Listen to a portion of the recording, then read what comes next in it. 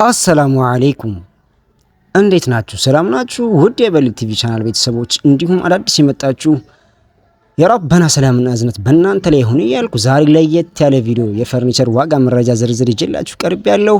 ለቻናሌ አዲስ ከሆናችሁ ሰብስክራይብ ማድረጋችሁ እንዲሁም አዳዲስ የምንለቃችሁ የፈርኒቸር እንዲሁም የህልም ፍቾች እንደርሳችሁ የደውሏን ምልክት መጫናችሁን አትርሱ እያልኩ በቀጥታ ወደ ቪዲዮ ገባለሁ። እስከ ቪዲዮ ፍጻሜ ድረስ አብራችሁን ተከታተሉ።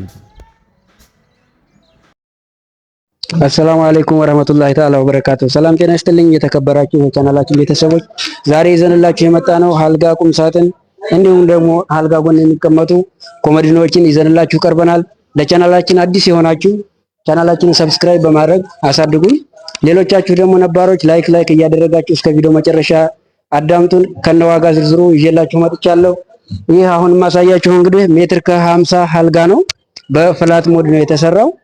ከስተመሮቻችን ባዘዙ መሰረት ነው የሰራንላቸው። እዚህ ጋር የምታዩት በጥቁር ሌዘር እና እንዲሁም ደግሞ እዚህ ጋር ጥቁር ቀለም ቀብተነዋል። እዚህ ጋር ቁልፉም ሌዘሩም እንዲሁም ደግሞ ከውስጥ የምናደርገው ኦሪጂናል ስፖንጅ ናቸው።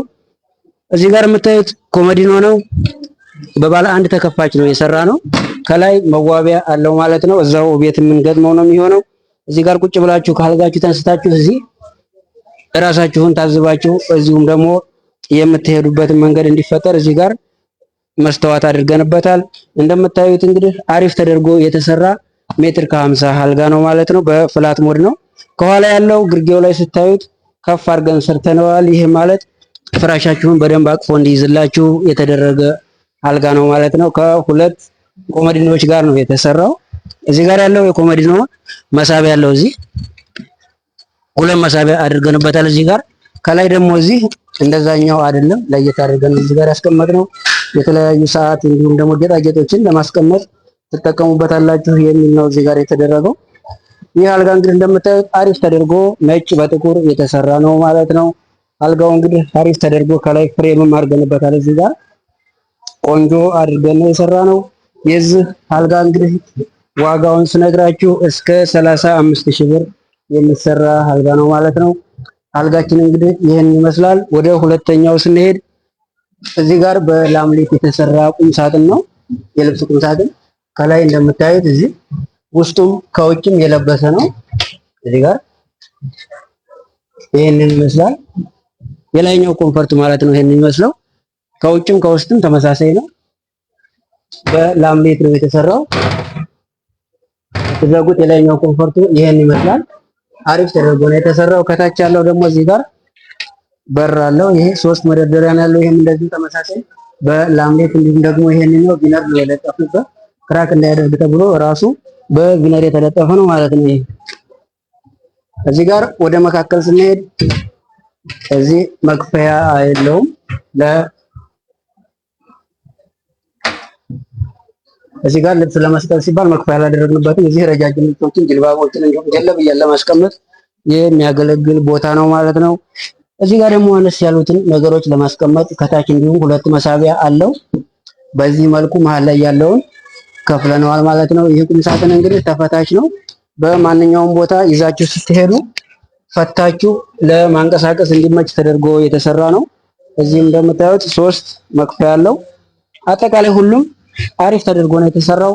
ማንኛውንም ቁም ሳጥን ስታሰሩ በዚህ መልኩ ቢሰራ የተሻለ ነው። ምክንያቱም ልብሳችሁ አይቆሽሽም። እንዲሁም ደግሞ የምታስቀምጡት ኤምዲኤፍ ሲሆን አንዳንድ ጊዜ ትንሽ የማስነጠስ እንዲሁም ደግሞ አንዳንዴ የሳይነስ ምልክት የሚያሳይ ነገር አለው ማለት ነው ኤምዲኤፍ በሆነ ጊዜ። ነገር ግን ይሄ ላምሌት የለበሰ ነው፣ ንጹህ ነው፣ አሪፍ ነው ማለት ነው። በጎን በኩልም ስታዩት በዚህ በኩል የለበሰ ነው ማለት ነው። ይሄ እንደምታዩት የለበሰ ነው። ስፋቱም ወደ ውስጥ ጥልቀቱም ሰፊ ነው። በዚህ ብታሰሩ የተሻለ ነው ከኤምዲኤፍ ማለት ነው። ትንሽ ዋጋ ልዩነት ይኖረዋል ከኤምዲኤፍ ጋር። የዚህኛውን በዋጋ ደረጃ ስንሄድ ማለት ነው እቃ እስከ 40,000 ብር ከ50,000 ብር ድረስ የሚሰሩ አሉ። ከዛም በላይ ይሰራል እንደ ጎኑ ሳይዝ ስፋት ማለት ነው። ይህ አሁን በሜትር ከ80 የተሰራ ነው። ከዚህ ከፍ ካለ ደግሞ ዋጋውም እንደዚሁ ይጨምራል ማለት ነው። ስለዚህ ቁምሳጥን ለማሰራት በዚህ የተሻለ ይሆናል ማለት ነው። ቀጣዩ ደግሞ ይሄ እንግዲህ ሁለተኛ ደረጃ ላይ የምናየው ከበሩ ቀጥለን የመቃኑን ነው። የመቃን ደረጃ ሁለት አይነት መቃን ደረጃ አይነት አለ። በሀገር ውስጥና በውጭ የሚሰራ አለ። የውጭ የሚባለው በአውስትራሊያ ጣውላ ማለት ነው። የሀገር ውስጥ የሚባለው ደግሞ በሻሸመኔ ወይም ደግሞ በቀነስ በሚያደርገው ዋጋ ማለት ነው። ሁለት አይነት ዋጋ አላቸው። እነሱም የተለያዩ ናቸው። ሻሸመኔ ሲሆን ትንሽ ዋጋው ቀነስ ይላል። በዚህኛው በአውስትራሊያ ሲሆን ደግሞ ዋጋው ትንሽ ወደድ ስለሚል ዋጋ ልዩነት ይኖረዋል። ዋጋ የሚወጣው እንግዲህ በሁለቱም አይነት ነው። አንዳንድ ሰዎች በሻሸመኔ ይፈልጋሉ፣ አንዳንድ ደግሞ በአውስትራሊያ ይፈልጋሉ። ያ እንግዲህ እንደ ባለቤት ፍላጎትና እንደ አቅማቸው የሚሆን ይሆናል ማለት ነው። ይህ በር እንግዲህ እንደምታዩት ቆንጆ ነው፣ አሪፍ ነው። በጣም ተደርጎ ጥርት ብሎ የተሰራ ነው። እዚህ ጋር ቁልፍ ይኖረዋል። ቁልፍ እኛ አሁን ለጊዜው አልገጠምነው፣ እዛው ቤት ሄዶ ስለሚገጠም ማለት ነው። እዚህ ጋር ያላረግነው ለጭነት ወይም ለጉዞ እንዲያገለግል ተብሎ ነው የተደረገው። በሩ እንግዲህ ጽድት ብሎ ይሄን ይመስላል። አሪፍ ቤት ያላችሁ ሰዎች እንደዚህ አድርጋችሁ ማሰራት ትችላላችሁ ማለት ነው። ቆንጆ ተደርጎ ነው የሚሰራው። ከዚህ በላይ መስተዋት ይኖረዋል። መስተዋት ከዚህ በላይ አድርገን እዛ ይገጠማል ማለት ነው። እንግዲህ ይሄን ይመስላል። አሪፍ ነው። ይሄንኛውም እንደዚሁ ተመሳሳይ ናቸው። ሁሉም አንድ አይነት ጌጥ ነው ያላቸው። እዚህ ጋር የምታዩት ቆንጆ ተደርጎ ነው የወጣው። በፋብሪካ ደረጃ ነው የወጣው። ስለዚህ ምንም የሚወጣለት ነገር የለም። አሪፍ ነው። የተለያዩ በር ሲኖራችሁ በዚህ መልኩ ማሰራት ይቻላል። በዚህኛውም እንደዚሁ እንደፈለጋችሁ ታርጋችሁ በማንኛውም ማሰራት ትችላላችሁ ማለት ነው። የዚህ በር ዋጋ እንግዲህ በአሁኑ ላይ አሁን በሚሰራበት እስከ 18000 ብር እስከ 25000 ብር ይሰራል። እንደየ መቃኑና እንደየ ጌጡ ማለት ነው። ዞሮ ዞሮ በር ስታሰሩ ዋናው መቃኑ ነው። መቃኑን ደግሞ በሚሰራበት በዛ ምርጫችሁ ይሆናል ማለት ነው። ዛሬ ይዘነው መጣ ነው እንግዲህ ይሄን ይመስላል። አሪፍ አድርገን የሰራነው በሮች ይሄንን ይመስላሉ። ስለተከታተላችሁን እናመሰግናለን።